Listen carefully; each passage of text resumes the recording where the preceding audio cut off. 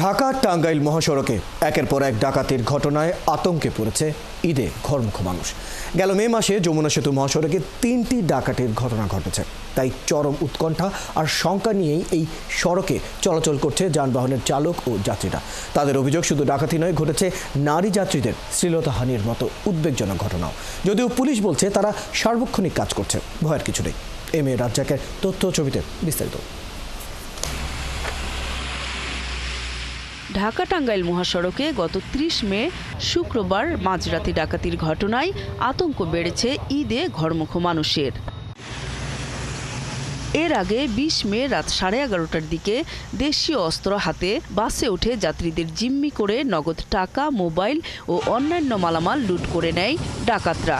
যাত্রী ও পরিবহন চালকরা জানান, ডাকাতরা যাত্রী বেশে বাসে ওঠে এবং নির্জন এলাকায় হামলা করে।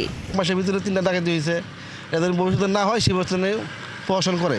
ডাকাতি হচ্ছে যাতে ডাকাতি না হয়, আমরা যাতে বিভ্রান্তিতে না পড়ি। তারা আরও জানান, মে মাসে ঢাকা টাঙ্গাইল মহাসড়কে মোট 3টি ডাকাতির ঘটনা ঘটেছে নারী যাত্রীদের শ্লীলতাহানির মতো উদ্বেগজনক ঘটনাও।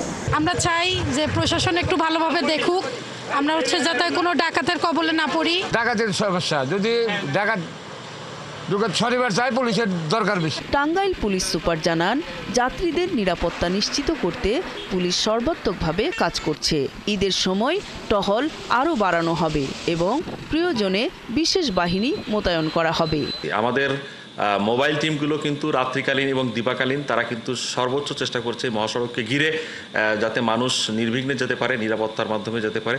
তারপরও কয়েকটি ঘটনা ঘটছে এবং দেখেন সেই ঘটনাগুলোতে কিন্তু পুলিশ খুব দ্রুততম সময়ের ভিতরে সেই ঘটনাস্থলে কিন্তু চলে আসছে এবং মানুষের সেই যে নিরাপত্তার সেই জায়গাটা কিন্তু চিহ্নিত করে সর্বোচ্চ ব্যবস্থাপনা এবং ঘটনা ডিটেকশন করে আসামি গ্রেপ্তার অভিযান, মালামাল কিন্তু উদ্ধার করছে।